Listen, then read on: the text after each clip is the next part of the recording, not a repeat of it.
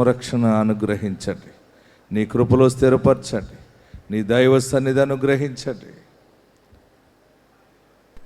ఏది కోల్పోయామని ఏడుస్తున్నారో సహాయం చేయండి. నా యొద్దకు రండి, నేను మీకు విశ్రాంతిని ఇస్తానన్నావు. నీ చెంతకు నీ నామంలో వచ్చి ఉన్నారు. వీరందరికీ నీ పరిశుద్ధ శాంతిని దయచేయండి, నీ నెమ్మదిని దయచేయండి. ఈ ప్రాంగణం చుట్టూ నీ దూతని కావలు ఉంచండి. పరలోకం ఉండి నీ సన్నిధి, నీ మహిమను కుమ్మరింప చేయండి. ఈ ప్రాంగంలో నీ వెలుగు అనుగ్రహించండి. నీ వాక్యం ద్వారా మాతో మాట్లాడండి. బలహీనులను బలపరచండి. వాక్యము వెల్లడగుడు తోడనే జీవము కలుగుతుందని సెలవిచ్చావు. ఆ జీవము బిడ్డలకి దయచేయండి. యేసు నామములో అడుగుచున్నాము తండ్రి, ఆమేన్. ఎలా ఉన్నారు? ఎలా ఉన్నారన్నప్పుడు ఏం చేయాలి? యేసయ్య మిమ్మల్ని దీవించునుగాక, యేసయ్య మిమ్మల్ని ఆశీర్వదించునుగాక, కృప మీకు తోడై ఉండునుగాక. అందరు కూర్చోనండి.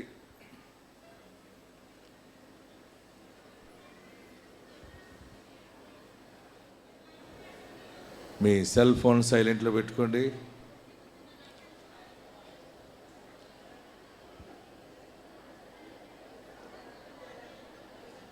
కొంచెం ముందుకు జరగండి, ఇలాగా ఇంకా కొంచెం ఇలా జరగండి. ఓకే, రెండు చేతులు జోడించండి, నమస్కరించండి. ఇలా నమస్కరించండి, ఇలా నమస్కరించాలి.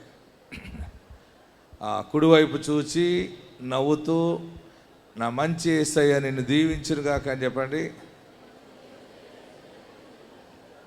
నేను ఎటు చెప్పమన్నాను, మీరు ఎటు చెప్తున్నారు? నేను కుడివైపు చెప్పమన్నాను. ఇప్పుడు మళ్ళీ ఎడమవైపు తిరిగి చెప్పండి.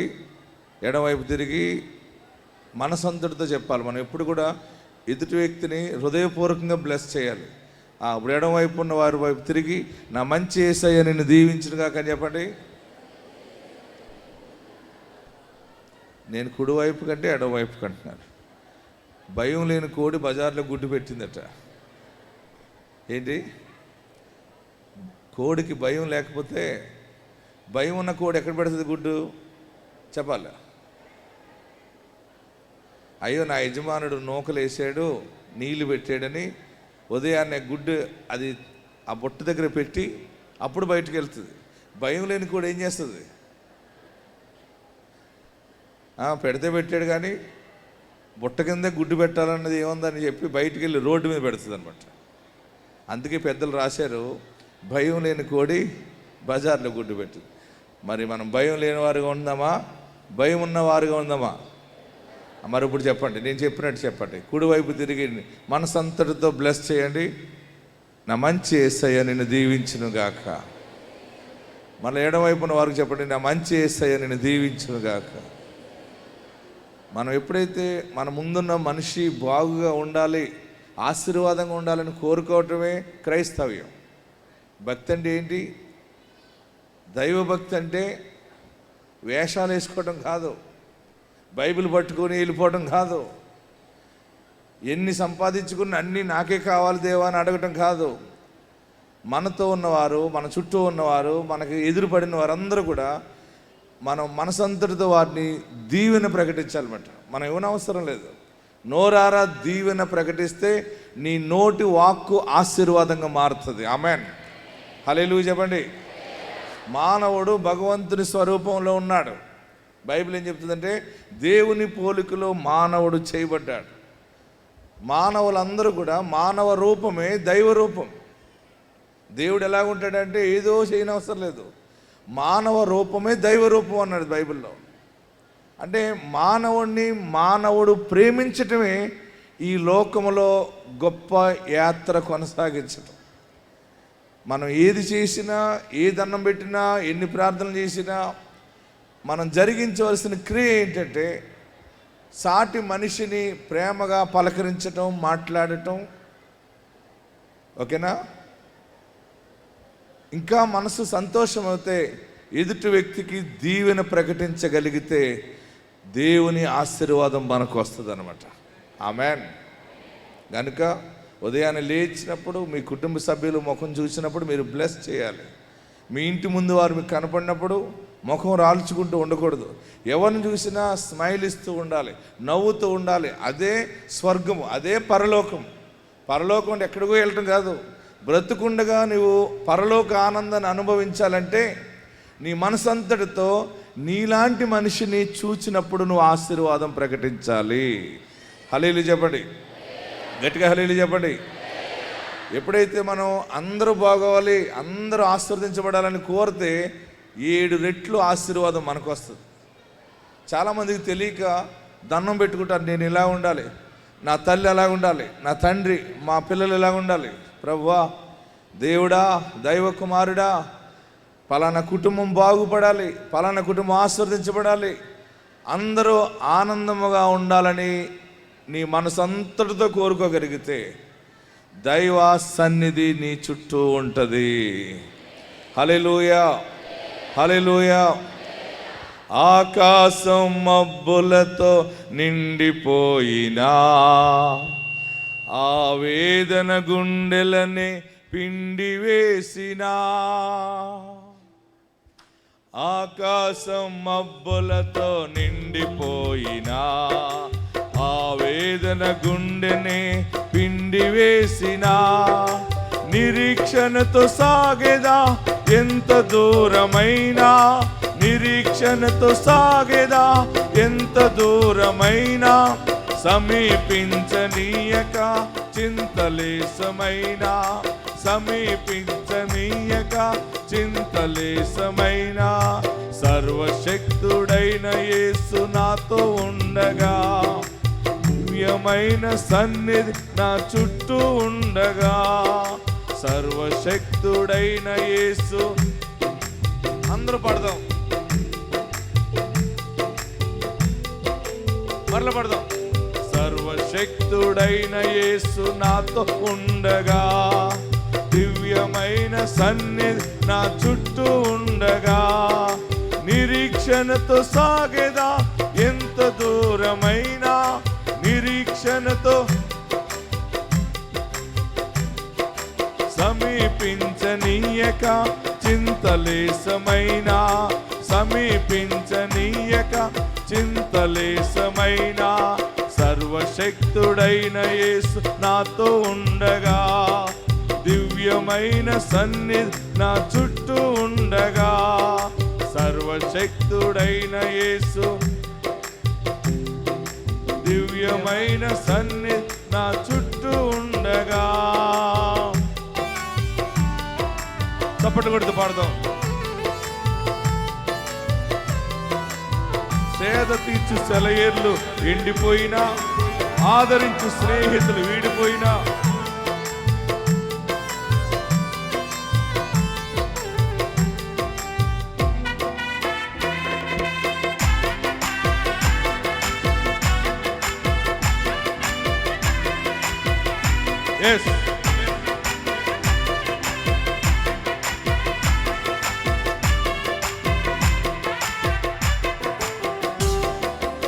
సేద తీర్చు సెలయేర్లు ఎండిపోయినా, ఆదరించు స్నేహితులు వీడిపోయినా,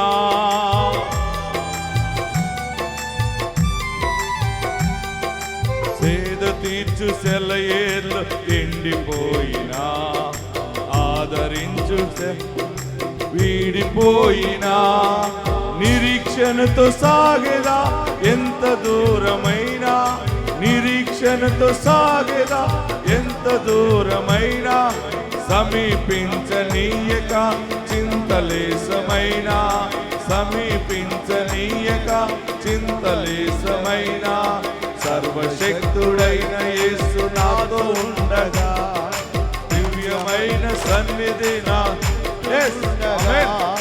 సర్వశక్తుడై సత్య స్వరూపైన వాడు ఉండగా, దివ్యమైన సన్నిధి నా చుట్టూ ఉండగా, నిరీక్షణతో సాగేదా ఎంత దూరమైనా, నిరీక్షణతో సాగేదా ఎంత దూరమైనా, సమీపించనీయక చింతలేశమైనా, సమీపించనీయక చింతలేశమైనా, దూరమైన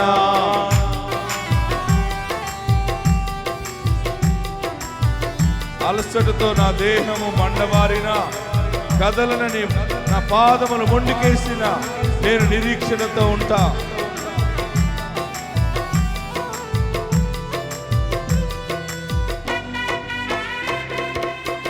కప్పుడు కొడతాం, భజన చేద్దాం. స్తుత్యాగం అర్పించేవాడు నన్ను మహిమపరుచుతున్నాడని దేవుని వాక్యం సెలవిస్తూ ఉంది.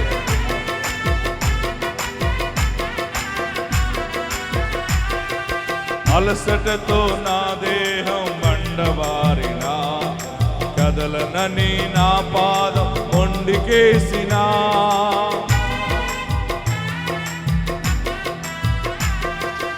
అలసటతో నా దేహం మండబారిన కదలనని నా పాదం మొండికేసిన నిరీక్షణతో సాగేదా ఎంత దూరమైనా నిరీక్షణతో ఎంత దూరమైన సమీపించనీయక చింతలేశమైన సమీపించనీయక చింతలేశమైన సర్వశక్తుడైన యేసు నాతో ఉండగా దివ్యమైన సన్నిధి నా చుట్టూ చేతులు పైకెత్తి చెప్పండి కొడతాం.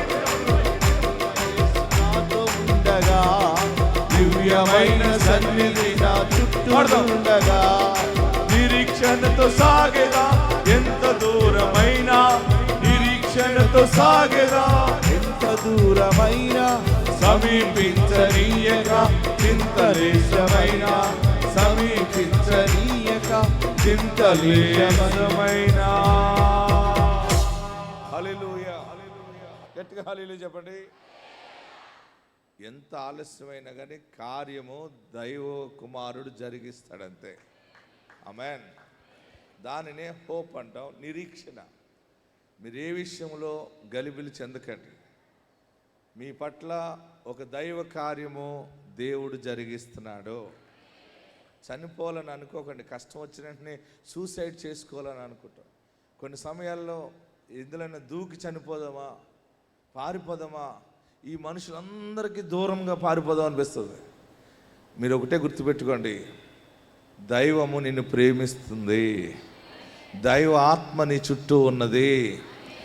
ఆ పరిశుద్ధిని ప్రేమ నీ మీద ఉన్నది. ఒకవేళ అన్నీ కోల్పోయినా, పరిస్థితులన్నీ తారుమారైనా మరలా నూతన చిగురు పడతావు. మనం ఎప్పుడు కూడా ఓడిపోయామని అనుకోవద్దు. ఓటమి ఎక్కడొస్తుందో అక్కడ దైవం గొప్ప కార్యముగా మరలా నిన్ను తలగానే నిలబెడుతుంది. ఆమెన్. ప్రియులరా, మొన్న ఏలూరులో జరిగిన ప్రార్థనలో ఒక సహోదరు వచ్చి చెప్పిన సాక్ష్యం మీ ముందు పెడతాను. అంటే మన ప్రార్థన, మన పెదవుల ప్రార్థన దేవుడు ఆలకించి ఎన్ని కార్యాలు జరిగిస్తున్నాడంటే, ఈ భార్య భర్తలు ఇద్దరూ వేరుశనగ పొలం వేశారు. పొలంలో వేరుశనగ జల్లి విత్తనాలు జల్లారు, మొలకలు వచ్చినాయి. మొలకలు వచ్చిన తర్వాత ఆ వేరుశనగ తోట అంతా చనిపోయింది. మళ్ళీ ఏమైపోయింది? ఆమె చూడండి, నాకు వీడియో తీసుకొచ్చింది చూడండి. మళ్ళీ అది పాడైపోయింది. తైలాభిషేక ప్రార్థనకు వచ్చినప్పుడు నా దగ్గర పట్టుకొచ్చింది ఆ వీడియో. ఏడుస్తుంది. నేను అన్నాను, ఎందుకు ఏడుస్తున్నావు నువ్వు? ఒక అద్భుతం దేవుడు చేస్తాడు, ఏడవద్దు. అయ్యా ఇలాగ అయిపోయిందయ్యా, మా పరిస్థితి తారుమారు అయిపోయిందయ్యా, చాలా కష్టాల్లో పడిపోయాం అంటే నేను అన్నాను, మనుషులు చేయగలిగింది మనుషులు చేస్తారు, మనుషుల వల్ల జరగనిది దేవుడి వల్ల జరుగుతుంది. అది మనుషుల వల్ల జరగనిది దైవమే చేయాలి. ప్రార్థన చేసి ఆ బిడ్డకి దీవెన ప్రకటించి ఆశీర్వాదం ఇచ్చి పంపించే ప్రార్థనా తైలం పట్టుకుని వెళ్ళి విశ్వాసంతో ఆ ప్రార్థన తైలం జల్లింది. ప్రార్థన చేయించుకున్న తర్వాత దైవజనుడు చెప్పాడు కదా బాగుపడతామని విశ్వాసంతో నమ్మకంతో వెళ్ళింది. వెళ్ళి ప్రార్థన చేసింది. ఆశ్చర్యం ఏంటంటే ఆ చుట్టుపక్కల ఉన్న రైతులందరూ కూడా వారిని ఎగతాళి చేశారు. అద్భుతం ఏంటంటే మన మినిస్ట్రీ పేరు ఏంటంటే ప్రార్థనా శక్తి. ఏంటిది? ప్రార్థన అంటే మన పెదవుల నుండి వచ్చిన ప్రార్థన దేవుడు గౌరవించటం అనమాట. ఆమెన్. ప్రార్థన చేసి దీవించిన తర్వాత ఆ వేరుశనగ తోట ఆశ్చర్యకరంగా మారిందని మొన్న గురువారం వచ్చి చూడండి, ముందు మనకు చూపించిన వీడియో చూడండి. ఈ 2 వీడియోలు ఆమె చేసుకొచ్చింది, భార్యాభర్తలు ఇద్దరు. ప్రార్థన ఆశీర్వాదంతో ఇది వచ్చింది. ఇంకా ఆశ్చర్యం ఏంటంటే 1 టన్ను వేరుశనగ అవుతుంది, 1 టన్ను కూడా వేరుశనగ అవుతుందో అవదో అని డౌట్ పడింది. దీవెన ప్రకటించి పంపించిన తర్వాత 12 టన్నులు వేరుశనగ వచ్చిందని సాక్షి చెప్పింది. ఇది మామూలు విషయం కాదు. ఇది నాకు ఆశ్చర్యం వేసింది. మొన్న ఏలూరు గురువారం జరిగిన ప్రార్థనకు వచ్చింది. వారిద్దరూ వచ్చి వారు చెప్పిన సాక్షి మనం విందాం. మీకు ఎందుకు చెప్తున్నానంటే, ఎంత కష్టమైనా, ఎంత నష్టపోయినా, పరిస్థితులు ఏమైనా భగవంతుడు నీ పక్షంగా కార్యము జరిగిస్తాడు. ఏదో ఒక మిరకల్ జరుగుతుంది అంతే. చూడండి, ఈ సాక్షి విందాం. ప్రార్థనా శక్తికి మొత్తం చాలా నుంచి వస్తున్నామండి. ఏరుశనగ చేను విత్తనం వేసామండి. విత్తనం వేసిన తర్వాత అది మామూలుగా నీళ్ళు, మంచి నీళ్ళు కాదండి, అవి వేడి నీళ్ళు, కిలవ నీళ్ళు అండి. అయితే మేము విత్తనం వేసేసిన తర్వాత తడి పెడుతుంటే చేను మీద పడి చచ్చిపోయింది. చేను చనిపోతే ప్రార్థనా శక్తిలో మేము సాక్ష్యం చెప్పాలి నాయన, ఈ చేను మంచి ఫలాలు ఇవ్వాలి నాయన అని ప్రార్థన చేసుకున్నప్పుడు అయ్యగారి దగ్గరికి వచ్చి చేను ఫోటోలు తీసాను, వీడియోలు తీసి అయ్యగారికి చూపించిన తర్వాత అయ్యగారు చూశారు, ప్రార్థన చేశారు. దేవుడు చాలా అసలు చేను కనీసం టన్ను కూడా అవ్వదని చాలా దుఃఖపడ్డాను. 12 టన్నులు అయ్యింది. దేవుడు చాలా మేలు చేశాడు. నిజంగా చేను పట్ల మాకు గొప్ప కార్యం చేశాడు. చూడండి, దేవుడు వీరి పట్ల చేసిన కార్యం. దేవునికి మహిమ కలుగును గాక. మనకి ఈ మధ్య చాలా సాక్ష్యాలు ఎక్కువ ఉన్నాయి కదా. కొంతమంది అసలు ఏం జరుగుతుందో, నిజమా కాదా అని కొందరు, ప్రత్యేకంగా కొన్ని టీములు వచ్చినాయి. అద్భుతం ఏంటంటే, ఎవరు సాక్ష్యం చెప్పారో వారి దగ్గరికి వెళ్ళి మళ్ళీ తెలుసుకుని నిజమేనా, మీకు ఇలా జరిగిందా, మిమ్మల్ని ఎవరైనా చెప్పమన్నారా, మీరు చెప్పారా అంటే, మనం ఎవరైనా చెప్పమంటావా? సాక్ష్యాలు ఎక్కడ చెప్తారు మీరు? నేను ఇక్కడ తైలాభిషేక ప్రార్థన చేస్తున్నప్పుడు అద్భుతం జరిగినప్పుడు వచ్చి ఎక్కడ చెప్తున్నారు మీరు సాక్ష్యాలు?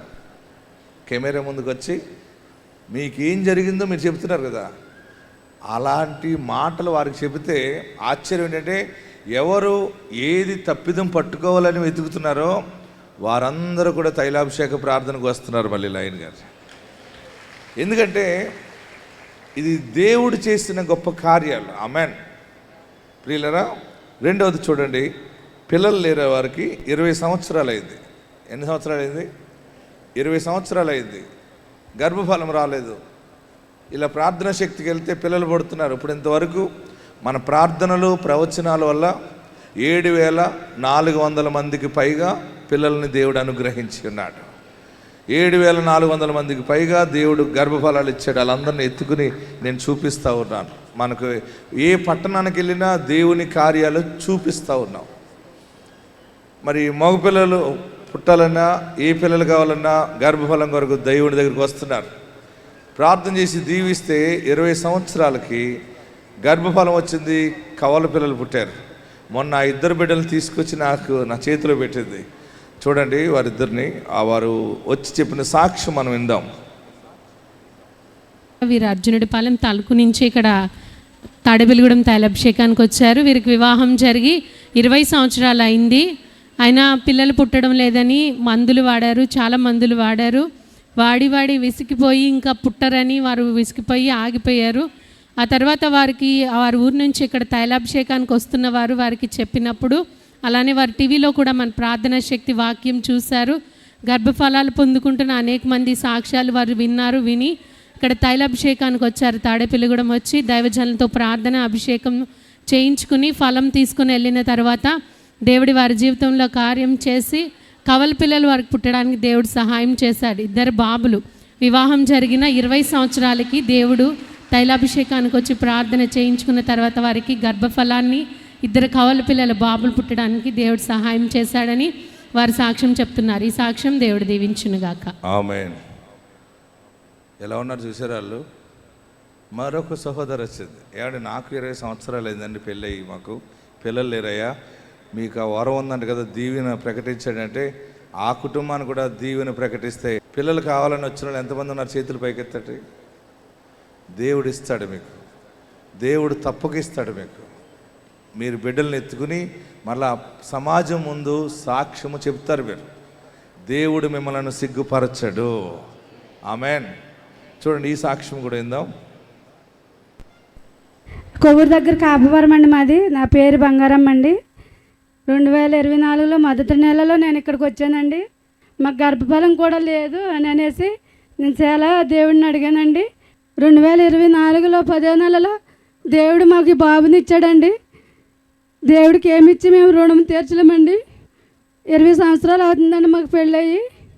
అయితే పిల్లలు లేరని మేము చాలా బాధపడి దేవుడిని అడిగేదని దేవుడు 2024లో 10వ నెలలో మాకు ఈ బాబుని ఇచ్చాడండి. దేవుడు ఎంతో మేలు చేశాడండి. సాక్షి దేవుడు దీవించిన గాక. దేవునికి మహిమ కలుగును గాక. హల్లెలూయా. గట్టిగా హల్లెలూయా చెప్పండి. చాలామంది అంటారు, పాస్టర్ గారు పిల్లలకి బొట్లు పెడుతున్నారండి. ఒక ఆయన వచ్చి మన అంటున్నాడు, బొట్లు పెట్టొద్దని చెప్పండి. నేను అన్నాను, దేవుని వాక్యం ఏం చెప్తుందంటే బొట్లు గాజులు తీసేయమని ఏం కాదు, మనిషి మారాలి. ఆమెన్. ఏం మారాలి? హృదయం మార్పు రావాలి. ఫస్ట్ ఆఫ్ ఆల్ మొదట ఏం రావాలి? వేషాలు కాదు, మనిషిలో మనస్సాక్షి మంచి మనస్సాక్షిగా మారితే దైవం ఆటోమేటిక్గా కనెక్ట్ అయిపోతుంది అనమాట. హల్లెలూయా చెప్పండి. గట్టిగా హల్లెలూయా చెప్పండి. మనం ఎప్పుడు కూడా చాలామందికి తెలియక ఏం చేస్తారంటే పైన ఉన్నటువంటి రూపాన్ని మార్చమని చెప్తున్నాం, కానీ దేవుని వాక్యం చెప్తుంది హృదయశుద్ధి గల వారు ధన్యులు, వారు దేవుణ్ణి చూస్తారు. మనం ఎవరికైనా చెప్పినప్పుడు ఏం చెప్పాలి? అమ్మా అబద్ధాలు అట్టు మానేమ్మా, ఇది దైవ ప్రచారం. మీరు వ్యభిచరించడం మానేయండి, మీరు దొంగతనాలు మానేయండి, మీరు 2 మాటలు మాట్లాడకండి, నమ్మకత్వంగా ఉండండి అని ఎవరైనా చెప్తారా? ఫస్ట్ మన వాళ్ళు చేసే పెద్ద తప్పు ఏంటంటే మీరు దేవుడిని నమ్ముకోండి, దేవుడిని నమ్ముకోండి, అది నమ్ముకోండి, ఇది నమ్ముకోండి. దేవుడిని మనం నమ్మడం కాదు, దేవుడు మనల్ని నమ్మాలి. ఎవరు నమ్మాలి? భగవంతుడు నిన్ను నమ్మాలి. నువ్వు దేవుడిని నమ్మటానికి దేవుడేం దొంగ కాదు. ఓకే, దేవుణ్ణి నమ్మటం వేరు, ఆశ్రయించటం వేరు. మనల్ని దేవుడు నమ్మాలంటే దేవుడికి కావలసిన క్వాలిఫికేషన్స్ మనలో ఉండాలి. ఆమెన్. నువ్వు ఎప్పుడైతే నీ హృదయంలో, నీ తలంపులో, నీ పద్ధతులన్నీ కూడా సత్య ప్రవర్తనలోకి మారుతావో ఆటోమేటిక్గా దైవము నిన్ను నమ్ముతుంది. నమ్మినప్పుడు నీకు కొన్ని శక్తులు ఇస్తుంది అనమాట. దేవుడు మనకి వరం ఇస్తాడు. ఆమెన్. నీ మనస్సాక్షి నూతనపరచబడినప్పుడు, నీ ప్రవర్తన మార్పు చెందుతున్నప్పుడు ఆటోమేటిక్గా నీవు నీ చేతుల కష్టార్జితము దీవెనగా మారుతుంది. నువ్వు ఆశించిన ఫలము దేవుడు ఇస్తాడంతే. ఇప్పుడు చెప్పండి, మనం దేవుడిని నమ్మాలా, దేవుడు మనల్ని నమ్మాలా? గట్టిగా చెప్పాలి. దేవుడు మనల్ని నమ్మాలి. ఇంతవరకు ఎక్కడ వినలేదేమో మీరు ఇలాగా. ఇంతవరకు మనం దేవుడిని నమ్మాలి, అందరూ దేవుడిని నమ్ముకోవాలి, మా ఆయన దేవుడిని నమ్ముకోవాలి, వాళ్ళని నమ్ముకోవాలి. వాళ్ళని నమ్మటం కాదు, మనము దేవుని ఎడల నమ్మకత్వాన్ని కాపాడుకున్నప్పుడు దేవుడు నిన్ను నీ స్వజనుల్లోనే తలగా హెచ్చిస్తాడు. హల్లెలూయా. గట్టిగా హల్లెలూయా చెప్పండి. మొన్న ఒక సహోదరు వచ్చింది, ఏం కావాలన్నాను. పాస్టర్ గారు మగపిల్లడు పుట్టేలా ప్రార్థన చేయండి. మగపిల్లడు అవసరమా అన్నాను. చాలా అవసరం అండి, మగబిడ్డే కావాలి. అది ప్రార్థన చేసాం, బుడుక్కుని పుట్టేటాడు. చూడండి, ఆ సాక్ష్యం చూద్దాం. అది అడ్డదిగలండి. నేను చెప్పే సాక్ష్యం ఏంటంటే అండి, మా పెద్దమ్మ ఈ ప్రార్థనా శక్తి తయ్యడానికి వచ్చిందండి. మా ఇంటి పక్క ఆవిడ, నువ్వు చాలా బాధల్లో ఉన్నావు కదా, ఒకసారి రా అంటే వస్తానులే అన్నానండి. కానీ మా అమ్మాయి ఫస్ట్, మాకు 3 అమ్మాయిలండి, మా తోటికోళ్ళకి 2 అమ్మాయిలండి, మా అమ్మాయి తోటికోళ్ళకి కూడా 2 అమ్మాయిలు, మా అమ్మాయికి కూడా అమ్మాయి పుట్టింది అని చాలా బాధపడి, నేను ఎలా అయినా ఇసకయ్య గారు ప్రార్థనకి వెళ్ళాలా, ఏ బిడ్డ అడిగితే ఆ బిడ్డ ఇస్తున్నారు దేవుడు అని అనుకున్నానండి. మా అమ్మాయి నెల తప్పిన నెల నుంచి రావాలనుకున్నానండి. అలాగా 6 నెలలు గడిచిపోయిందండి. తండ్రి నేను వెళ్ళాలనుకుంటున్నాను, వెళ్ళలేకపోతున్నాను, ఏంటయ్యా ఈ శోధనని. 6వ నెలలోని నేను డిసెంబర్ నెలలో ఇక్కడికి వచ్చానండి. ఇది 6వ నెల అండి. మా అమ్మాయికి మగబిడ్డ పుట్టాడండి. ఈ చిన్న సాక్షిని దేవుడు దీవించును గాక. అందరూ కూడా చప్పట్లు కొట్టి ప్రభువుని స్తుతిద్దాం. మరొకరికి 15 సంవత్సరాల గర్భఫలం వచ్చింది. చూడండి, మాచర్ల నుండి ఇక్కడ గుంటూరు తైలాభిషేకానికి వచ్చారు. వీరికి వివాహం జరిగిన తర్వాత మొదట వివాహం జరిగిన 13 సంవత్సరాలకి వారికి కుమార్తె పుట్టింది. తర్వాత మళ్ళీ వారు ఎన్నో సంవత్సరాలు ఎదురు చూసిన వారు గర్భఫలం పొందుకోలేదు. తర్వాత వారు మాచర్లలో తైలాభిషేకం జరుగుతున్నప్పుడు అక్కడ దైవజనుల దగ్గరికి వచ్చి వారు ప్రార్థన అభిషేకం చేయించుకున్నప్పుడు దైవజనులు ప్రార్థన చేసి ఫలం ఇచ్చి పంపిన తర్వాత కుమార్తె పుట్టిన 15 సంవత్సరాలకి దేవుడు మళ్ళీ గర్భఫలాన్ని ఇచ్చాడు, కుమారుని ఇచ్చారని వారు సాక్ష్యం చెప్తున్నారు. ఈ సాక్ష్యం దేవుడు దీవించును. దేవునికి మహిమ కలుగును గాక. మీరు ఇంకా ఈ ప్రార్థన ద్వారా జరిగిన సాక్ష్యాలు చూడాలి అంటే ఎక్కడెక్కడ జరిగింది, ఎలా జరిగింది, ఎక్కడెక్కడి నుంచి అడ్రస్లతో సహా మన యూట్యూబ్ ఛానల్లో ఉన్నాయి. ప్రార్థనా శక్తి యూట్యూబ్ ఛానల్ మీరు ఓపెన్ చేస్తే ఈ సాక్ష్యాలన్నీ మీకు కనబడతాయి. ప్రియులరా, ఏ ఆశతో వచ్చేవో, ఏ కోరికతో వచ్చేవో, ఎలాగొచ్చేవో తెలియదు, కానీ ఈ దినము ఒక ఆశీర్వాదంతో ఇక్కడి నుంచి నువ్వు సెలవు తీసుకుంటావో. ఆత్మ మీకు తోడుండుగాక. ఈరోజు శుభవార్త ఏంటంటే మనము దేవుణ్ణి నమ్మటము కాదు, మనల్ని దేవుడు నమ్మాలి. ఏం పెట్టుకుని వెళ్ళాలి ఈరోజు? చెప్పాలి, గట్టిగా చెప్పరే. దేవుడు నన్ను నమ్మాలి. చూడండి, బైబిల్ ఏం చెప్తుందంటే నమ్మకమైన వానికి దీవెనలు మెండుగా వచ్చును. నమ్మకమైన వానికి నమ్మకత్వం ఎక్కడిదా తీసుకెళ్తుందంటే చాలా ఎత్తుకు తీసుకెళ్తుంది. ప్రియులరా, నా జీవితంలో ఎన్నో అనుభవాలు నేను నేర్చుకుని మీకు బోధిస్తూ ఉన్నాను. నేను బైబిల్ తరబీదు పొందుకున్నాను. నేను 2 ప్రదేశాల్లో బైబిల్ తరబీదు అంతా పొందుకున్నాను. నేను అంతా తెలుసుకున్న సత్యం ఏంటంటే దేవుడు మనిషిని నమ్మాలి. మనిషి దేవుడిని నమ్మటం కాదు, దేవుడు మనిషిని నమ్మాలంటే మానవుడు దైవ చిత్త ప్రకారము దైవికంగా నేను బ్రతకాలి, నేను యథార్థంగా ఉండాలి, పరిశుద్ధంగా ఉండాలని తీర్మానం చేసుకుని మానవుడు దైవ భయము కలిగి జీవించినప్పుడు దేవుడు మానవుణ్ణి దృష్టిస్తాడు. అందుకని మనుషుల ఎదుట నీ జీవితాన్ని దేవుడు తలగా నియమిస్తాడు. ఆమెన్. గట్టిగా హల్లెలూయా చెప్దాం. కొద్ది నిమిషాలు దేవుని వాక్యాన్ని ధ్యానం చేసుకుందాం. అందరూ కూడా బైబిల్ ఉన్నవారు తెరవండి. జీవం గల దేవుని సన్నిధానంలో పరిశుద్ధ ఆత్మదేవుడు మనకిస్తున్న వాక్యము ఆదికాండము 41వ అధ్యాయము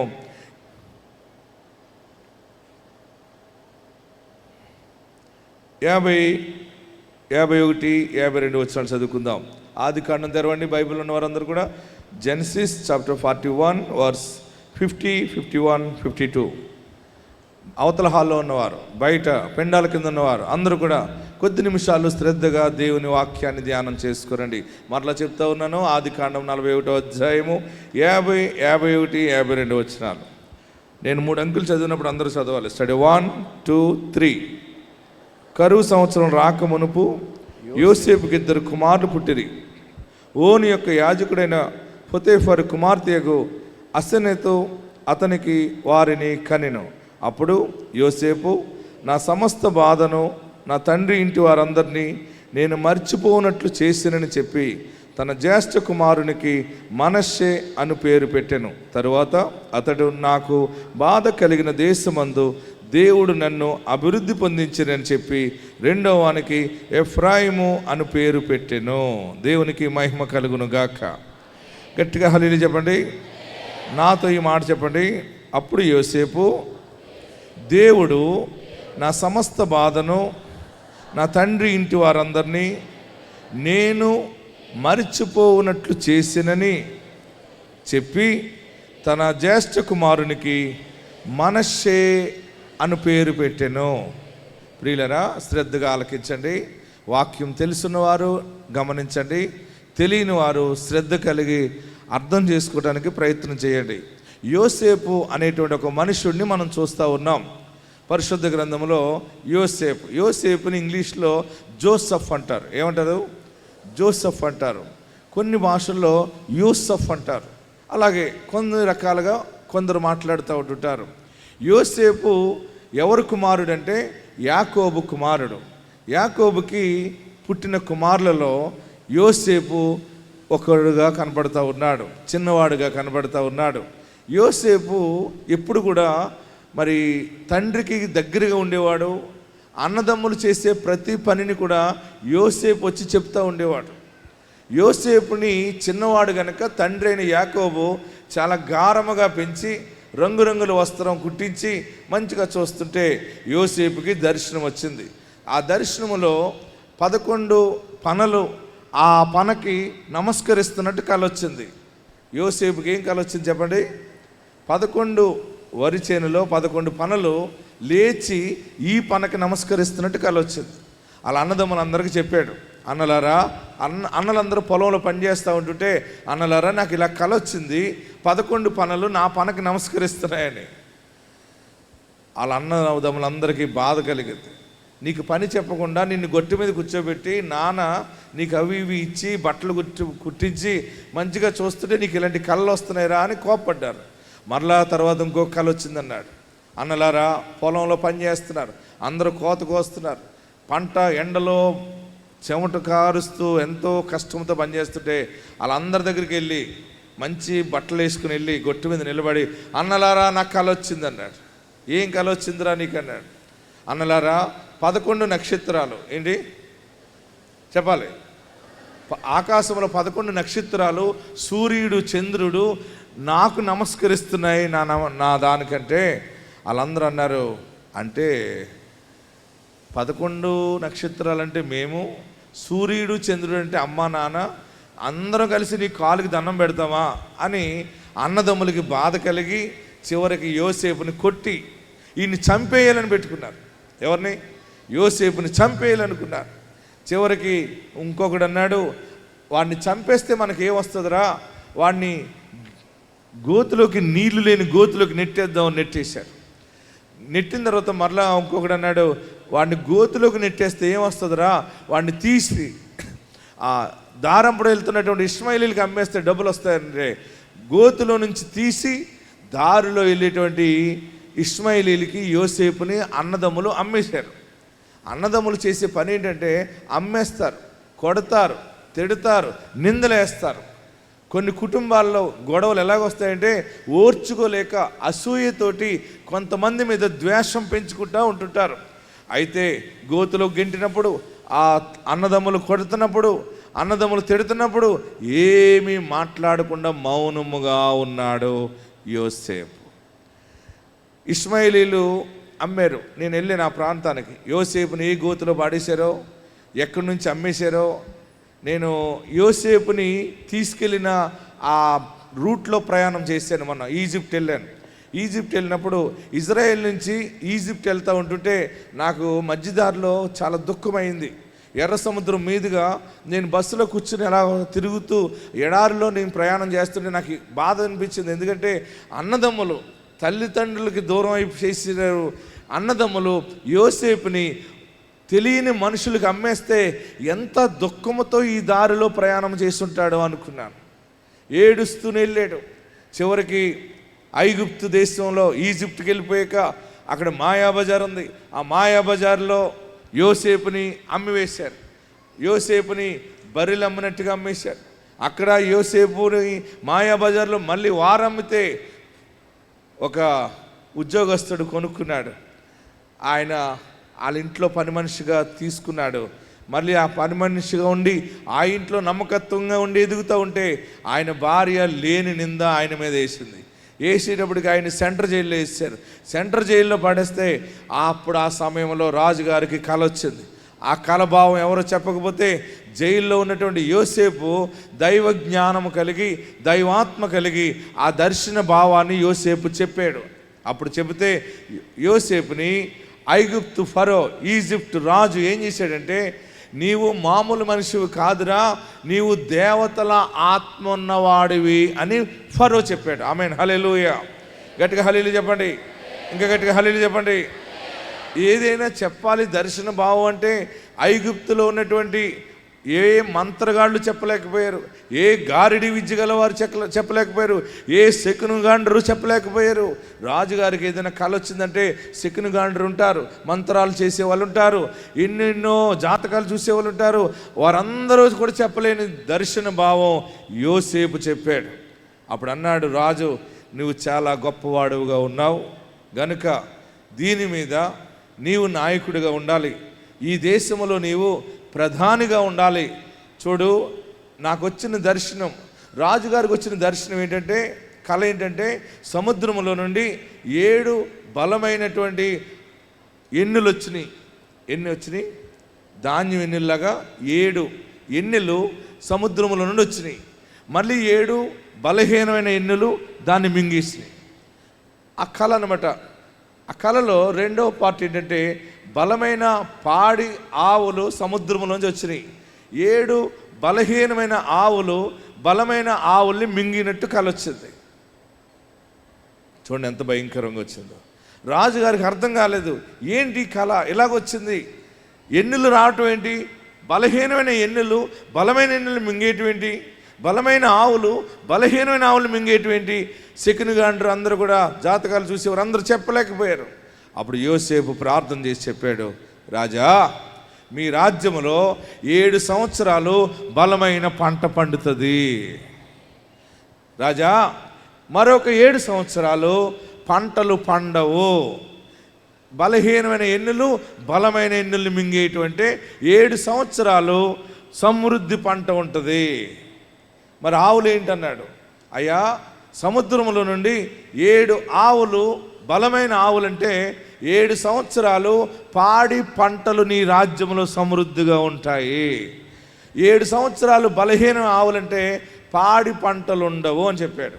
అప్పుడు రాజు అన్నాడు, రే, ఇది చాలా కరెక్ట్గా చెప్పావు నువ్వు అని చెప్పి, నేను పేరుకి రాజునే కానీ నీవు ప్రైమ్ మినిస్టర్గా ఉండాలి, ప్రధానిగా ఉండాలని చెప్పి యోసేపుకి ఆ యొక్క రాజుగారు మెడలో గొలుసు తీసి మెడలో వేసి ఉంగరం పెట్టి ప్రధానిగా చేసినప్పుడు యోసేపుకి చాలా పెళ్లి సంబంధాలు వచ్చినాయి. ఉద్యోగం సద్యోగం అంటారు తెలుసా చాలామందికి. ఉద్యోగం ఉంటే పెళ్లి కూతుర్ని ఇవ్వటానికి వస్తారు. ఉద్యోగం లేనివాడికి ఎవరైనా పెళ్లి కూతుర్ని ఇస్తున్నారా? చెప్పరే మీరు అందరూ. ఏం ఉద్యోగం చేస్తున్నాడు, ఏం చేయడండి, ఖాళీగా ఈదులో కూర్చుంటాడండి, మామిడి పళ్ళు తింటాడండి అంటే పెళ్లి కూతుర్ని ఇస్తారా? ఇప్పుడు ఎవరికి కూడా ఇప్పుడు పెళ్లి కొడుకులు ఎక్కువైపోయారు, పెళ్లి కూతురు తగ్గిపోయారు. ఇప్పుడు ఎవరైనా ప్రార్థన చేయమని అడిగేది, ఇంతకుముందు ఏమంటే మా ఇంట్లో 2 అమ్మాయిలు ఉన్నారు పాస్టర్ గారు, పెళ్ళిళ్ళు అయ్యేలాగా ప్రార్థన చేయండి అనేవారు. ఇప్పుడు ఏమంటారు తెలుసా? మా అబ్బాయి కోసం ప్రార్థన చేయండి. మొన్న ఒక 2 సంబంధాలు వచ్చినాయి, నచ్చలేదని వెళ్ళిపోయారటి. పెళ్లి కొడుకులు ఎక్కువైపోయారు. ప్రియులరా, ఉద్యోగం లేదు, ఏమీ లేకపోతే సంబంధాలు రావు. కానీ దిక్కులేని యోసేపుకి డైరెక్ట్గా ప్రధానమంత్రి పోస్ట్ వచ్చింది. హల్లెలూయా. నేను చెప్పేది సరదాగా స్టోరీ కాదు ఇది. నేను వెళ్ళి ఐగుప్తు దేశం అంతా తిరిగి రీసెర్చ్ చేసి నిజమని నమ్మి నేను మీకు బోధిస్తూ ఉన్నాను. ఈ రోజుకి యోసేపు చరిత్ర అంతా క్లియర్గా ఉంది ఈజిప్ట్లో. ఆమేన్. ప్రియులరా, అన్నదమ్ములు కొట్టి తిట్టినా చివరికి యోసేపు జీవితము ప్రధానిగా నిలబడ్డాడు. ప్రధాని అయిన తర్వాత ఎస్కార్ట్ ఇచ్చారు, సెక్యూరిటీ ఇచ్చారు, ఆయనకు ఒక వాహనం, స్పెషల్ బంగళా ఇచ్చి, అప్పుడు యోసేపుకి రాజుగారే ఆ రాజ్యంలో ఒక అమ్మాయిని ఇచ్చి పెళ్లి చేశాడు. ఆ పెళ్లి చేస్తే మొదటగా కొడుకు పుట్టాడు. వాక్యంలోకి వెళ్తున్నాం మనం. మొదటగా ఎవరు పుట్టారు? మగ సంతానం కలిగింది. ఆ మగ పిల్లవాడిని పుట్టినప్పుడు ఆ పిల్లవాడిని ఇలా ఎత్తుకుని తను మాట్లాడుతున్న మాట అనమాట ఇది. ఏమంటున్నాడు?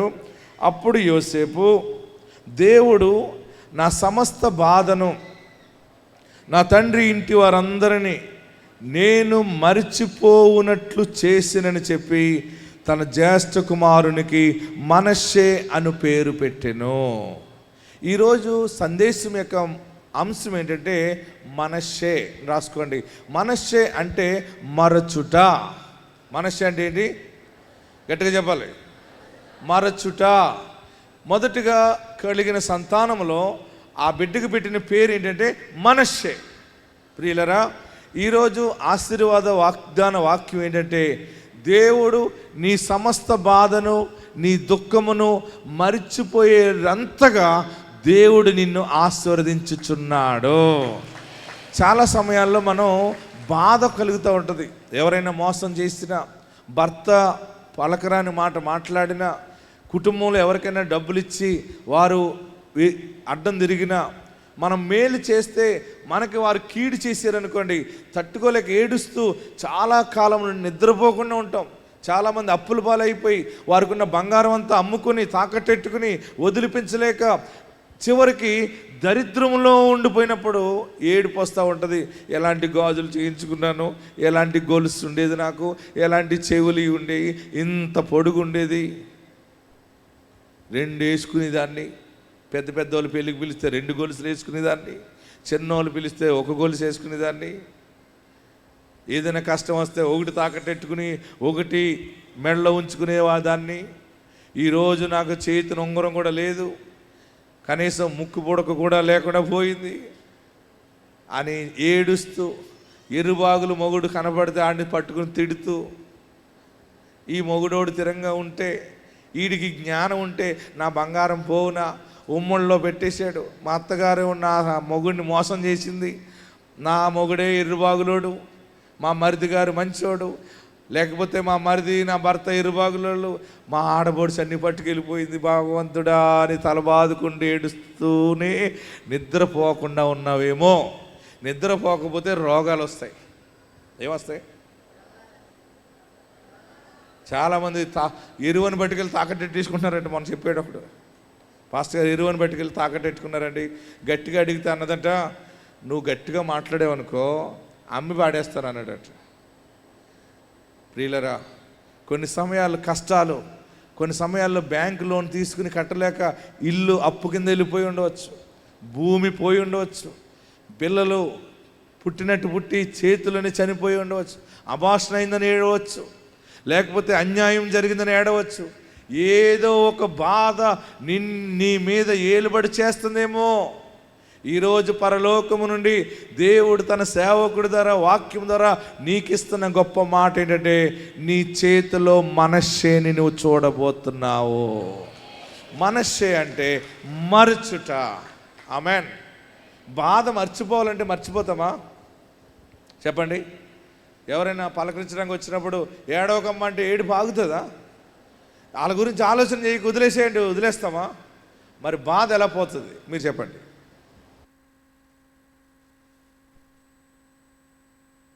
యోసేపుకి తను ప్రధానమంత్రిగా ఉన్నాడు, తనకి బంగళా ఉంది, అన్నీ బాగున్నాయి, తనకి భార్య కూడా ఉంది.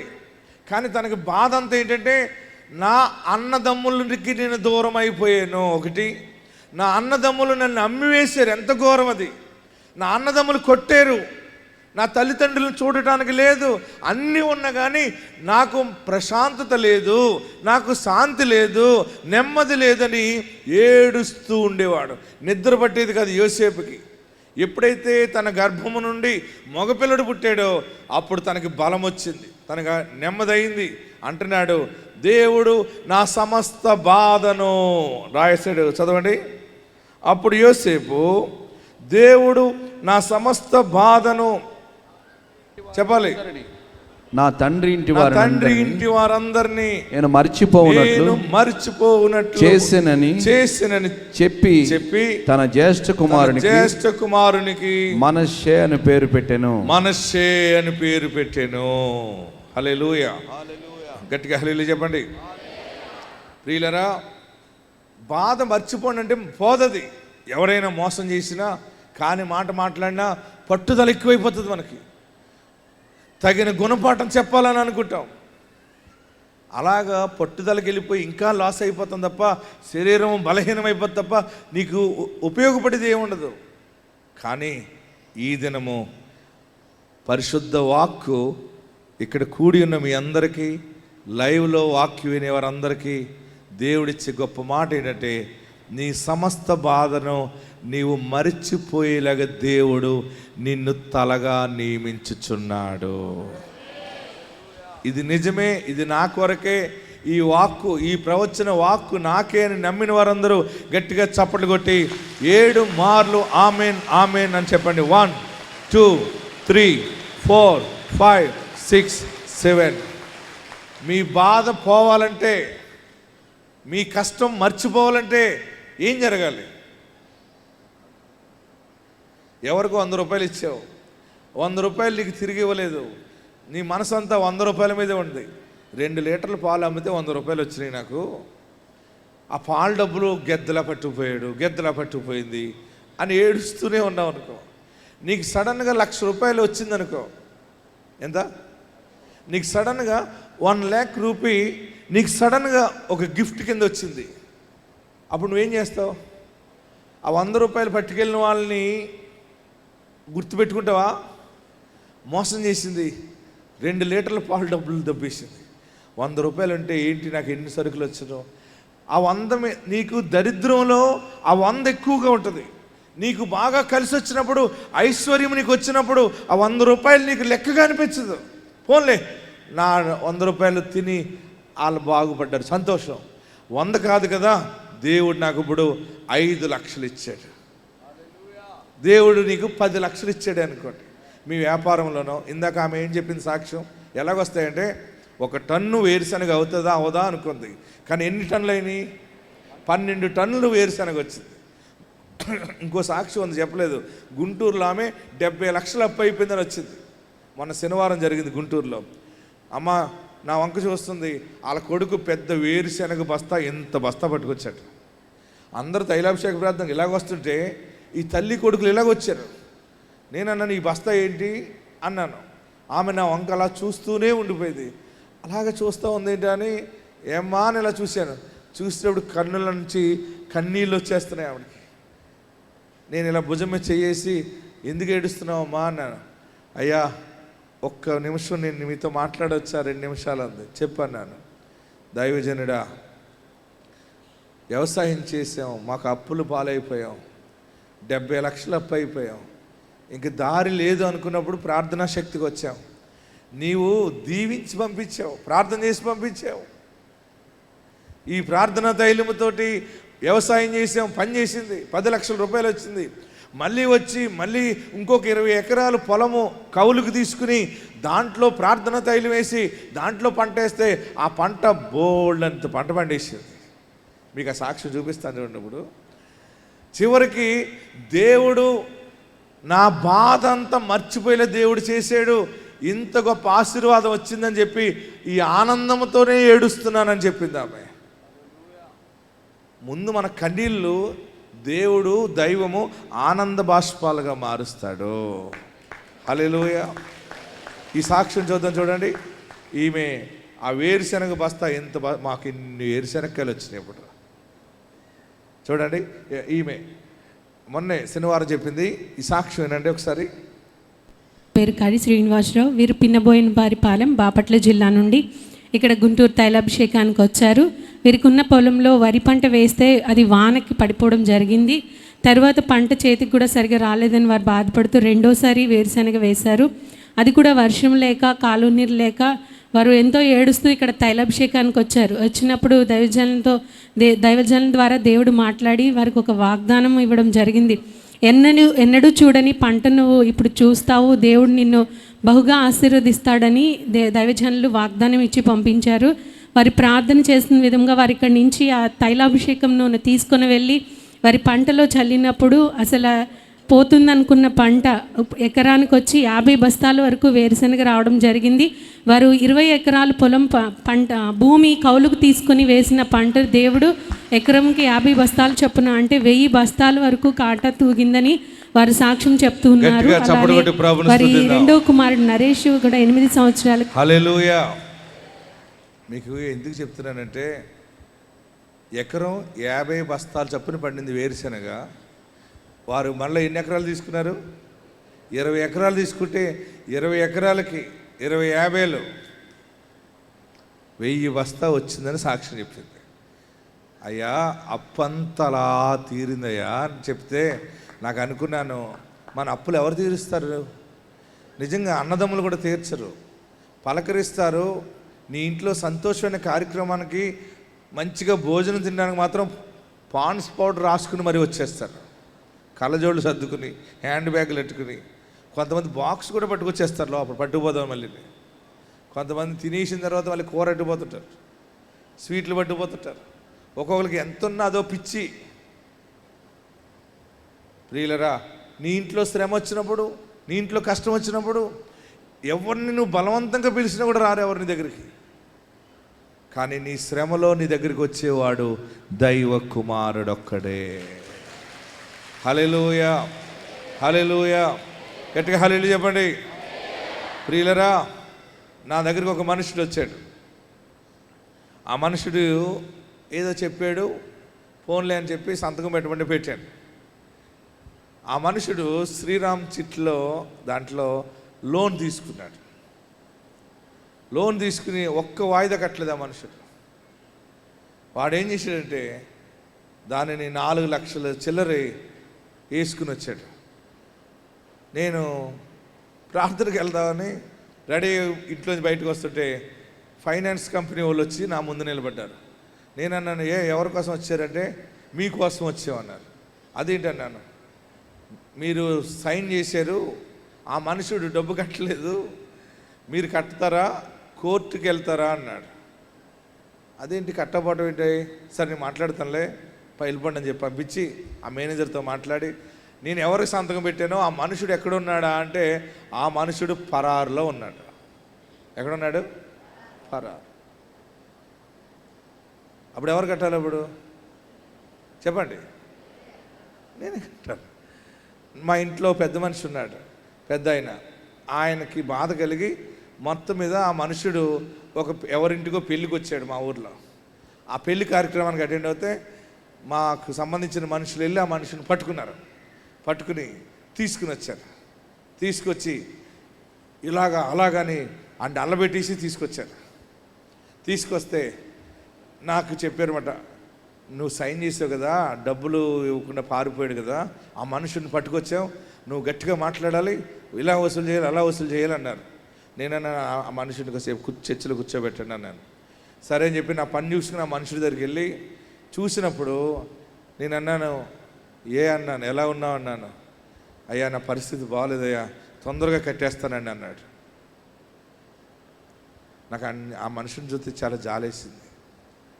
ఎలా కడతాడు? ఏమీ లేదు, భయపడుతున్నాడు. నేను అన్నాను, భయపడకు, సరే భోజనం చేసేవా అంటే భోజనం చేయలేదండి, వీళ్ళు తీసుకొచ్చారు, భయం వేస్తుందని అన్నాడు. మళ్ళీ జేబులో 500 1000 రూపాయలు ఉంటే తీసి ఆ మనుషుడికి ఇచ్చి, నువ్వు వెళ్ళిపో, నువ్వు భోజనం చేయి, తప్పదు, ఇదేదో దేవుడే చేస్తాడులే, నువ్వు వెళ్ళిపో అని చెప్పి ఆ మనుషుడిని నెమ్మదిగా పంపించేసి, అదేదో నేనే పడతానులే, నీకు ఇంకెప్పుడు కూడా నిన్ను డబ్బులు నేను అడగను, ఏదో జరిగింది, పోలే నీ పరిస్థితి బాగోలేదు, దేవుడే సహాయం చేస్తాడులే. ఇంతకీ ఆ మనుషుడిని వదిలేశాను, కానీ నేను ఆ అప్పు తీర్చే అంత ధనం నా దగ్గర లేదు. నాకు అంత కష్టం ఉంది. ఎలాగా? ఈ తీసుకొచ్చిన వాళ్ళందరినీ ఇలా పెట్టుకుని, ఏంటిది ఇలా మాట్లాడేటేంటి ఇతను అన్నారు. నేనన్నాను, ఆ మనుషుడు హృదయం గాయమైంది, ఇంకా మనం గాయం చేస్తామా? ఇది దైవభక్తి కాదు. ఇది ఆ మనుషుడు బాగుంటే తీర్చేవాడు, తీర్చలేడు కదా. సరే దేవుడు ఏదో సహాయం చేస్తాడని నమ్మరు మీరు. నేను ఎంత కష్టపడి 3 రకాలుగా ఆ కంపెనీ వాళ్ళతో మాట్లాడి నేను ఆ బాకీని అనా పైసలతో సహా కట్టాను. కట్టి ఆ మనుషుడి ఇంటికి ఆ చెక్కులు అవి కూడా పంపించేశాను. ఇప్పటికీ ₹1 రాలేదు. ఎక్కడైనా కనబడితే ఇషాక్ గారు వందనాలండి అంటాడు, అంతే. ఆడు వందనాలు అంటున్నాడు, కానీ దాని వెనకాల ఎంత బాధ భరించే మనం. నాకు అనిపించింది, ఇలాగా ఎవరికైనా మనం మేలు చేస్తే ఇలాగే మోసం చేస్తున్నారు. మీకు ఇంకా ఒకటే చెప్పాను, ఎంతమంది మోసం చేసి ఇచ్చారో. ఎందుకంటే నేను తిరిగి అడగలేను, నా వల్ల కాదు.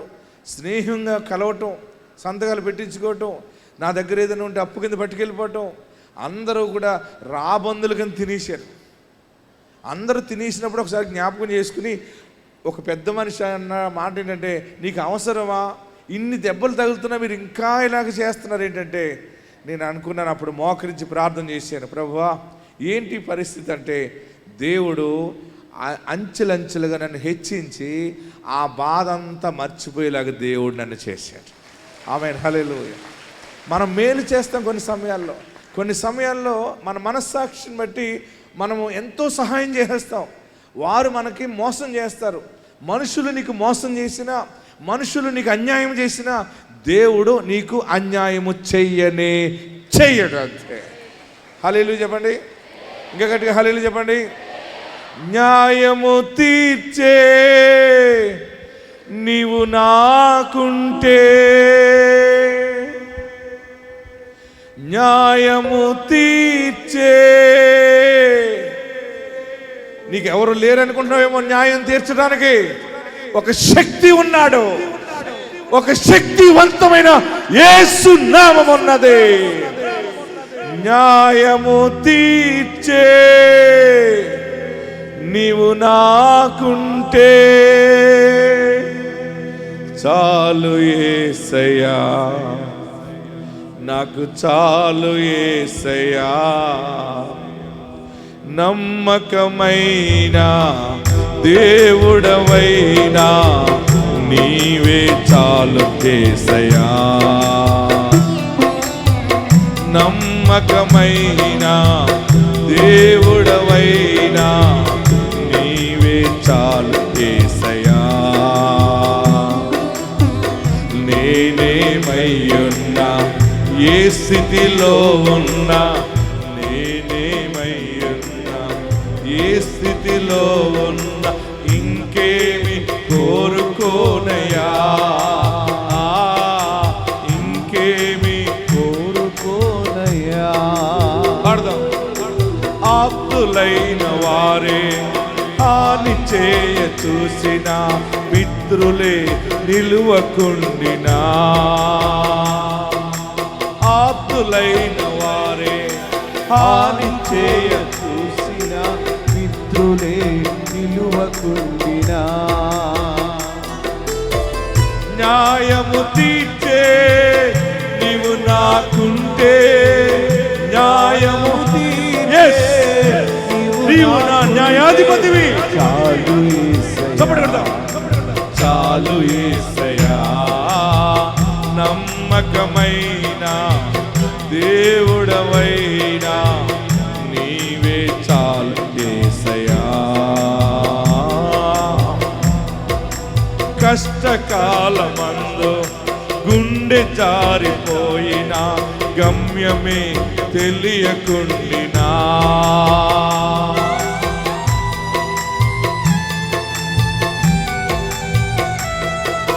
కష్టకాలమందు గుండె జారిపోయిన, గమ్యమే తెలియకుండినా, సాయము చేసే నీవు నాకుంటే, సాయము చేసే ఆయన సహాయం చేస్తాడు. చాలు యేసయ్యా. ఆమేన్. చాలు యేసయ్యా, చాలు యేసయ్యా, నాకు చాలు యేసయ్యా.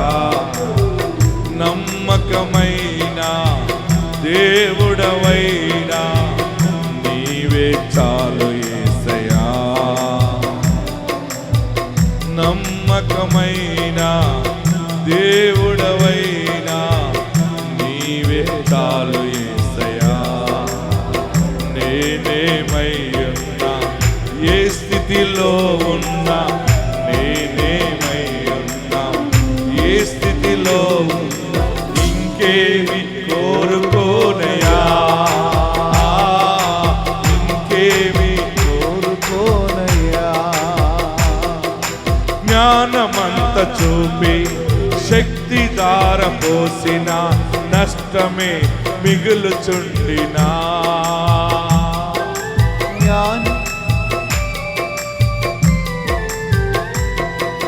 జ్ఞానమంత చూపి శక్తి దార పోసిన, నష్టమే మిగులుచుండినా, శాపము బాపే నీవు నాకుంటే, శాపము బాపే నీవు నాకుంటే చాలు యేసయ్యా. చప్పుడు కొడదాం. చాలు యేసయ్యా. ఆమేన్. చాలు యేసయ్యా, నాకు చాలు యేసయ్యా. నమ్మకమైన దేవుడవైనా నీవే చాలు యేసయ్యా. నమ్మకమైన దేవుడవైనా నీవే చాలు యేసయ్యా. నేనేమై ఉన్నా, ఏ స్థితిలో ఉన్నా, నేనేమై ఉన్నా, ఏ స్థితిలో ఇంకేమి కోరుకోనయా, ఇంకేమి కోరుకోనయా. హల్లెలూయా. గట్టిగా హల్లెలూయా చెప్పండి. ఇంకా గట్టిగా హల్లెలూయా చెప్పండి. ఒక్కొక్కసారి భయంకరమైన కష్టాలు వస్తాయి. ఒక్కొక్కడు ముఖం మీద బొంకేస్తూ ఉండేవాడు.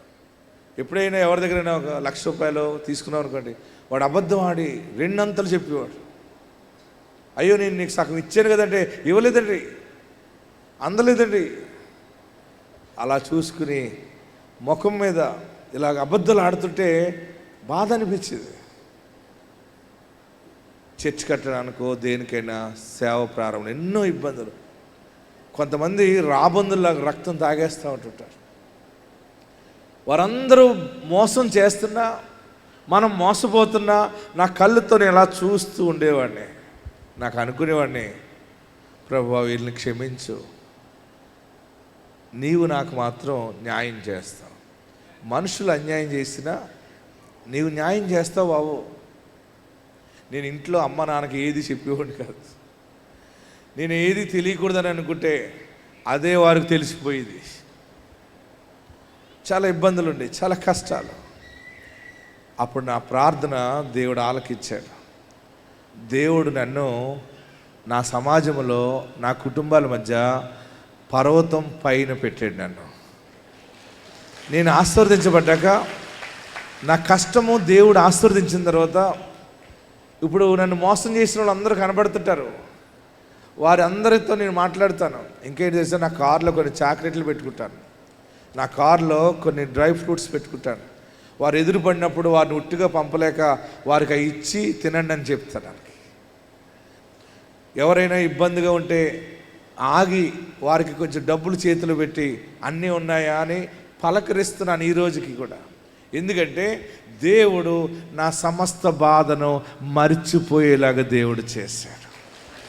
బహుశా మీ ఇంట్లో మీ అత్తగారే నీకు అన్యాయం చేసి ఉండవచ్చు, లేదా మీ మామగారు అన్యాయం చేసి ఉండవచ్చు, లేదా నీ బిడ్డలు నీకు మోసం చేసి ఉండవచ్చు.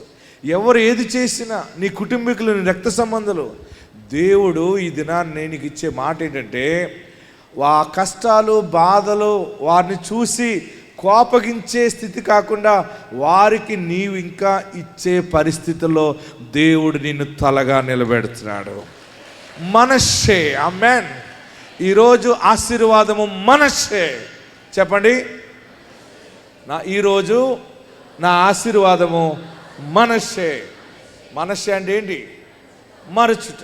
మీరు ఇంటికి వెళ్ళినప్పుడు, ప్రయాణం వెళ్ళినప్పుడు ఆటో డ్రైవర్ చెప్పండి మనస్సే అంటే ఆడు గబుక్కున ఆటో వదిలేసి ఎట్టున పారిపోతాడు. వాళ్ళు ఆడికి ముందు చెప్పండి, రే ఈరోజు వాక్యం ఎదురా, కార్ డ్రైవ్ చేస్తున్నావు అని చెప్పండి. మీరు ఇంటికి వెళ్ళాక మీ కుటుంబ సభ్యులు చెప్పండి, ఈరోజు ఇబ్బందులు ఉన్నాయి కానీ దేవుడు ఈ ఇబ్బందులన్నీ మర్చిపోయేలాగా దేవుడు చేస్తాడు. మర్చిపోమంటే మర్చిపోలేం. మన పరిస్థితి మారితేనే ఆ బాధను మనం మర్చిపోతాం. ఆమేన్. మనం కోల్పోయింది 100 రెట్లు చూస్తేనే మర్చిపోతాం.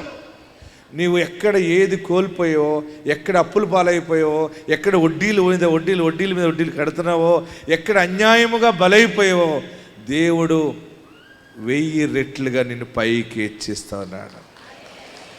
దేవుడు నాకు ఇచ్చిన వరముతో నేను మీ మీద చేతుల నుంచి ప్రార్థిస్తాను. మీరందరూ రాసి పెట్టుకోండి, ఈ సంవత్సరము దేవుడు బహుగా దీవిస్తాడు. కోల్పోయినవన్నీ వస్తాయి. మీకు ఒకటి చెప్పనా, మొన్న ఒక ఆమె ఏం చేసిందంటే, విజయవాడలో కోల్పోయినవన్నీ వస్తావని చెప్పేవాడు కదా ప్రసంగం. పెళ్లి చేసుకున్నారు. వారు పెళ్లి చేసుకున్నాక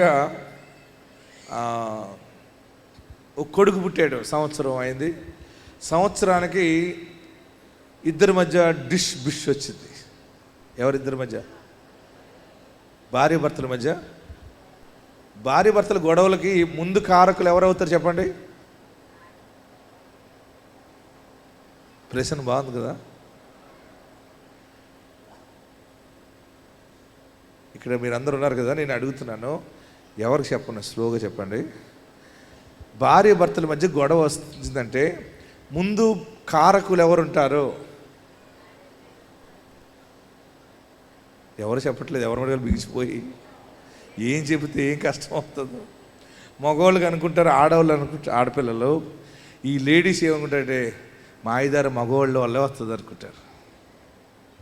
కానీ నేను చెప్తున్నాను, ఈ ప్రశ్న వాయిదా వేసేద్దాం, ఓకేనా?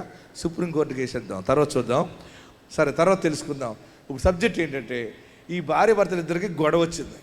ఎంత గొడవ అంటే వారిద్దరు కొట్టుకుని తిట్టుకుని కేసు పెట్టుకుని కోర్టుకి వెళ్ళిపోయారు. విడాకులు అయిపోయాయి. పెళ్ళి పెడాకులు అయిపోయాయి. విడాకులు ఏమంటారు బాబోయ్? విడాకులు అయిపోయినాయి. విడాకులు అయిపోయింది సంవత్సరం, 2 సంవత్సరాలు, 3 సంవత్సరాలు, 14 సంవత్సరాలు అయింది విడాకులు అయిపోయి. ఎన్నాళ్ళైంది? అప్పుడు విన్న వాక్యం ఏంటంటే, ఆమె అన్నీ కోల్పోయాను కదా, ఏంటి ఇతను ఎలా చెప్తున్నాడు? కోల్పోయినవన్నీ తిరిగి వస్తాయని చెప్తున్నాడు ఏంటి? నా భర్తను కోల్పోయాను, తండ్రిని కోల్పోయాను, తల్లిని కోల్పోయాను, నా బ్రతికిలాగా అయిపోయిందని ఏడుస్తుంటే దేవుడు తన భర్త మనసు మార్చాడు. తైలాభిషేకానికి వచ్చాక ఆ మనుషుడు వచ్చి, ఆ మనుషుడి దగ్గరికి ఒకరు వెళ్ళి అడిగారు, ఎంతకాలం మరి ఇలాగా నువ్వు పెళ్లి చేసుకోలేదు, ఆ అమ్మాయి కూడా పెళ్లి చేసుకోలేదు, ఇంకెందుకు ఎవరినో చేసుకోవటం, మళ్ళీ ఆ అమ్మాయినే పెళ్లి చేసుకోవచ్చు కదా అంటే, నా మనసు మారింది, నా భార్య నాకు కావాలన్నాడు. విడాకులు అయిపోయిన తర్వాత మళ్ళీ కాపురం మొదలెట్టడానికి ఉండదు డైరెక్ట్గా. తెలుసా మీకు? విడాకులు అయిపోయాక మళ్ళీ ఏం చేయాలి? ఇక్కడ ఎవరికి తెలియదునట్టున్నారు. మళ్ళీ పెళ్లి జరగాలి. ఏం జరగాలి? మరలా పెళ్లి జరగాలి. మరలా పెళ్లి జరిగింది. పెళ్లి జరిగింది, తైలాభిషేకంగా వచ్చింది. పెళ్లి జరిగిన నెలకి మళ్ళీ గర్భం వచ్చేసింది. గర్భం వచ్చినటువంటి తర్వాత ఆ ఆడపిల్ల పుట్టింది. ఆ ఆడపిల్లని తీసుకుని మొన్న విజయవాడ వచ్చి నా చేతిలో పెట్టింది. ఇదిగో దైవజనుడా, కోల్పోయినవన్నీ తిరిగి వస్తాయన్నావు కదా, నా మొగుడోడు తిరిగి వచ్చాడు, పెళ్లి చేసుకున్నాం, ఆడబిడ్డ పుట్టిందని సాక్ష్యం చెప్తా. చూడండి అమ్మాయి, ఎందుకు చెప్తానంటే దైవానికి ఏదైనా సాధ్యమే. ఆమెన్. ఈ సాక్ష్యం విందాం.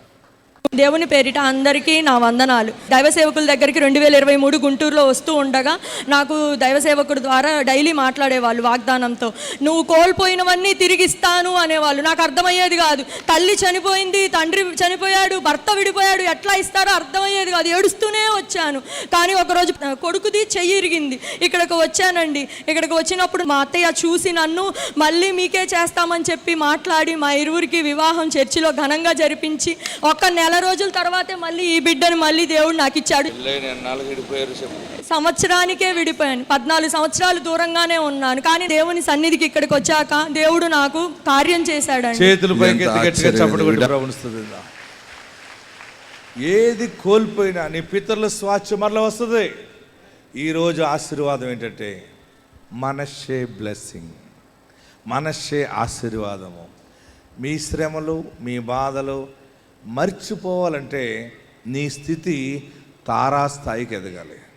అంటే ఈరోజు దేవుడు నిన్ను, నీ బిడ్డల్ని పైకి హెచ్చించటం మొదలు పెడుతున్నాడు.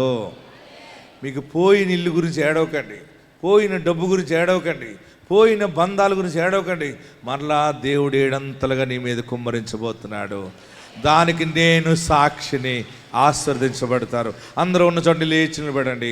యోసేపు తన కుమారుని ఎత్తుకుని చెప్పిన గొప్ప మాట ఏంటంటే, నేను నా సమస్త బాధను, నా తండ్రి ఇంటి వారిని మర్చిపోయేలా దేవుడు నన్ను చేసి నన్ను ప్రధానిగా ఆశీర్వదించాడు, నన్ను కుటుంబముగా దీవించాడు. ఒంటరిగా అమ్మివేయబడిన నన్ను దేవుడు నన్ను కుటుంబముగా బ్లెస్ చేశాడు. ఎక్కడుండేవారు అక్కడ లేచి నిలబడి 2 చేతులు ఆకాశం వైపు చాపి,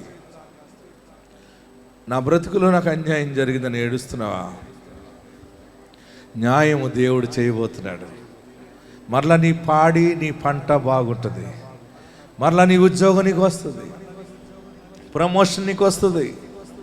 మోసపోయాను, మోసం జరిగిందని ఏడుస్తున్నావు కదా, దేవుడి బాధను మర్చిపోయేలాగా చేసి నిన్ను ఒక అధికారిగా, ఒక సింహాసనం మీద, ఒక ఉన్నతమైన రైట్లో నిన్ను పెట్టబోతా ఉన్నాడు.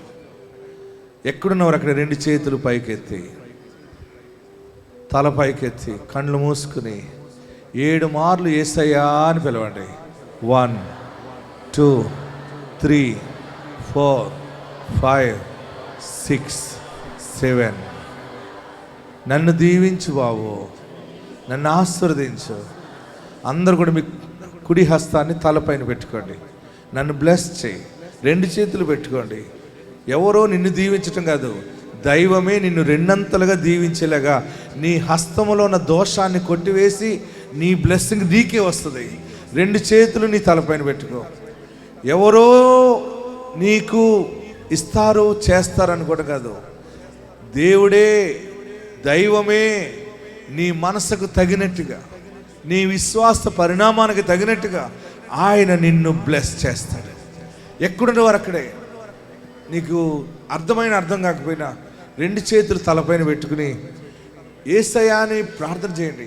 యేసయ్యా అంటే అర్థం ఏంటంటే రక్షకుడా, నన్ను రక్షించు. శ్రమల్లో నుండి, బాధల్లో నుండి, రోగములో నుండి, వ్యాధుల్లో నుండి, సమస్యల్లో నుండి, అన్యాయంలో నుండి, మోసములో నుండి అందరూ కూడా నన్ను దీవించు బాబు, నన్ను ఆశీర్వదించు బాబు అని.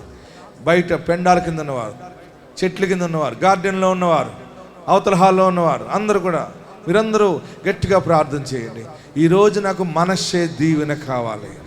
ఓడిపోయానని ఏడుస్తున్నావేమో, మార్కులు రాలేదు, ఫెయిల్ అయిపోయాను, ఇది జరిగింది, డబ్బు ఇచ్చి మోసపోయాను, ఇల్లు ఇచ్చి మోసపోయాను, బిడ్డనిచ్చి మోసపోయాను, ప్రేమించి మోసపోయాను.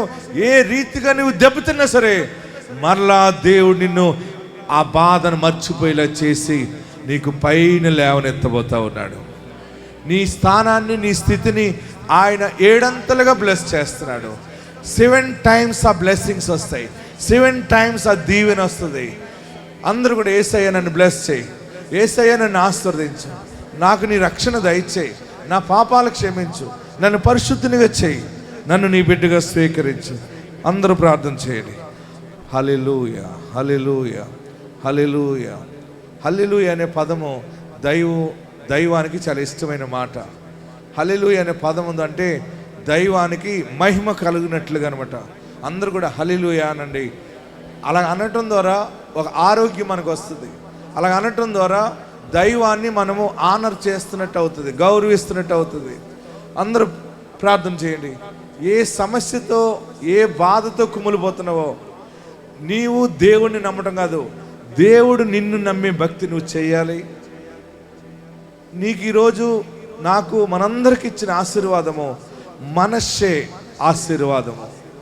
మన కష్టాలు, మన బాధలు గుర్తొచ్చినప్పుడల్లా నిద్రపడట్లేదు కదా.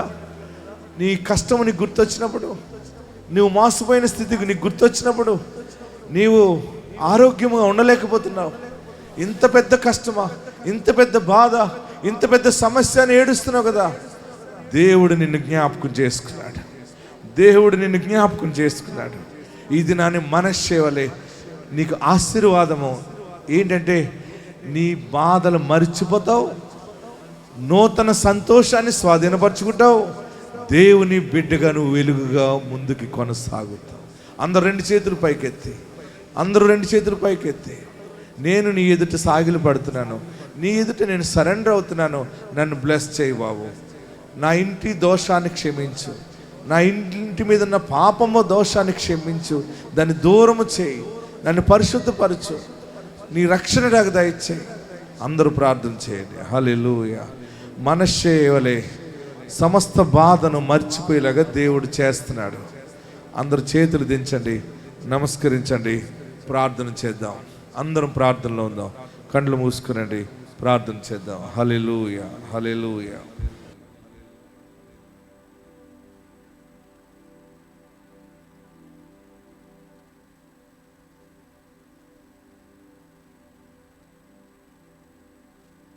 హల్లెలూయా, హల్లెలూయా, హల్లెలూయా, హల్లెలూయా. అందరం ప్రార్థనలో ఉందాం, దేవుని స్తుతిద్దాం. Thank you lord. దేవుడిచ్చిన అద్భుతమైన వర్తమానాన్ని బట్టి చేతులు పైకెత్తి బిగ్గరగా చప్పట్లు కొడుతూ, మనిషి ఆశీర్వాదం నాకు ఇచ్చిన వాడా, నువ్వు నమ్మదగిన దేవుడు అయ్యా. నీపై ఆశ పెట్టుకుని వచ్చినప్పుడు ఇదిగో మా హృదయాలను తృప్తిపరిచిన వాడా, నీకు స్తోత్రాలని చెప్దాం. హల్లెలూయా, హల్లెలూయా, హల్లెలూయా. మన సమస్త బాధను మర్చిపోయే రీతిలో ప్రభు మనల్ని ఆశీర్వదించాడని నమ్మిన వారు ముందుగానే కృతజ్ఞత చెల్లిస్తూ బిగ్గరగా చాపట కొడుతూ ప్రభు నామాన్ని కనపరుద్దాం. హల్లెలూయా. ప్రార్థనలో ఎక్కువిద్దాం. మా మంచి తండ్రి నీకు స్తోత్రాలు, మా రక్షకుడా నీకు స్తోత్రాలు, మా కాపరి నీకు స్తోత్రాలు. మమ్మల్ని ఎరిగి ఉన్నవాడా, మమ్మల్ని కాయిచున్నవాడా, మమ్మల్ని కాపాడుచున్నవాడా, మా ప్రతి పరిస్థితిని చూచుచున్న దేవుడా, అన్నీ ఎరిగిన వాడవై ఉండి నీ కనుదృష్టి మాపై ఉంచి ఇదిగో నాయనా ఈ తైలాభిషేకంలో పాల్గొనడానికి మాకు ఇచ్చిన దేవా, ఈ గొప్ప కృపను బట్టి నీకు వందనాలు, ఈ గొప్ప భాగ్యమును బట్టి నీకు వందనాలు. ఇదిగో నాయనా నీ ప్రవక్తను నిలవబెట్టి దేవా నీవు ఇచ్చిన జీవపు మాట కొరకు వందనాలు చెల్లించుకున్నాను. మనిషి ఆశీర్వాదమును ఈరోజు నీ ప్రవక్త ద్వారా మా ఇట్లా ప్రకటించినందుకు నీకు వందనాలు తండ్రి. మేము పట్టుకుంటున్నాం ఈ మాటను, మేము ఎత్తిపడుతున్నాం, మేము పొందుకుంటున్నాం. ఈ ఆశీర్వాదంతో మేము దీవించబడుతున్నాం తండ్రి. మా నోట గొప్ప సాక్ష్యము దేవా నువ్వు సిద్ధపరిచించావు, నీకు వందనాలు. మరుసటి నెల తైలాభిషేకంలో ఇదిగో నా బాధనంతటి మర్చిపోయేటట్లు నా ప్రభువు గొప్ప అద్భుతం చేశాడని ప్రతి ఒక్కరు నోరు సాక్ష్యం ఇచ్చునుగాక. ప్రతి ఒక్కరు నీ సన్నిధిలో సాక్షిగా నిలవబడుదురుగాక. వారి జీవితాల్లో మనిషి ఆశీర్వాదం పొందుకొందురుగాక. మీరే నీ కృపను విస్తరింపచేయమని, మేలు కొరకు జ్ఞాపకం చేసుకోమని దేవా, నువ్వెంతగా మమ్మల్ని ప్రేమిస్తే ఎంత గొప్ప వాగ్దానం ఇచ్చావు బాబు. దేవా, నిజంగా మేము ఆదరించబడ్డాం, నిజంగా మేము ఓదార్చబడ్డాం, నిజంగా మేము ధైర్యపరచబడ్డాం బాబు. నీకు వందనాలు తండ్రి. నీవు మమ్మల్ని మరిచిపోలేదు, మమ్మల్ని విడిచిపెట్టలేదు, మమ్మల్ని ఎడబాయలేదు. ఇదిగో ఈ కడప పట్టణానికి దేవా నీ ప్రవక్తను నడిపించి దేవా నువ్వు చూపిన ఈ ప్రేమకై వందనాలు తండ్రి. దేవా నీవు ఇచ్చి నీ మాట కొరకే వందనాలు. నీ మాట జీవము కలిగినది, నీ మాట శక్తి కలిగినది, నీ మాట సత్యమైనదయ్యా. నీ మాట నెరవేర్చువాడవు, మాట ఇచ్చి నెరవేర్చుటకు సర్వశక్తిమంతుడైన దేవుడవు. అబద్ధమాటకు నీవు నరుడవు కాదయ్యా. మేము ఎంతగా నమ్మితే అంతగా మేము నేను పొందుకుంటాం బాబు. దేవా, ఈ మనిషి ఆశీర్వాదాన్ని మా జీవితంలో మీరు సాక్ష్యంగా మార్చినందుకు మరొకసారి ముందుగానే కృతజ్ఞతాస్తులు చెల్లిస్తున్నాం. ప్రతి ఒక్కరిని దీవించండి, ఆశీర్వదించండి దేవా. అనేకులకు ఆశీర్వాదకరంగా ఉంచమని నా సేవకుని మీరు దీవించండి. మంచి ఆరోగ్యం దయచేయండి. ఇంకను కొలతలేని ఆత్మతో నింపి ప్రపంచమంతటా నీ వాక్యంను అనేకులు విడుదల కొరకు, అనేకుల రక్షణ కొరకు నీ బిడ్డను నాయనా దేవా నీ ఆత్మతో నింపి నిలబెట్టి వాడుకోమని కృప చూపించమని నజరేయుడని యేసు సర్వశక్తిగల నామంలో అతి మిక్కిలి వినయంతో బ్రతిమాలి ప్రార్థించి వేడుకొనుచున్నాను తండ్రి. ఆమేన్, ఆమేన్, ఆమేన్. దేవుడిచ్చిన